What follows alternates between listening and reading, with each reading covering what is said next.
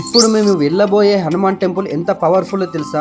దీనినే జపాలి హనుమాన్ అంటారు. తిరుమల నుండి దాదాపు 2 కిలోమీటర్ల దూరంలో ఉండే ఈ జపాలి హనుమాన్ స్వయంభూ క్షేత్రం. లైఫ్ లో ఒక్కసారి వచ్చైనా దర్శనం చేసుకోవాలి ఇక్కడ. తిరుమల వచ్చేవారు ఈ ప్లేస్ ని అస్సలు మిస్ అవ్వకండి. అసలు ఈ క్షేత్రానికి జపాలి అనే పేరు ఎలా వచ్చిందంటే, పూర్వం జబాలి అనే మహర్షి ఇక్కడ భగవంతుని కోసం కఠినమైన జపాలు హోమాలు చేశాడు.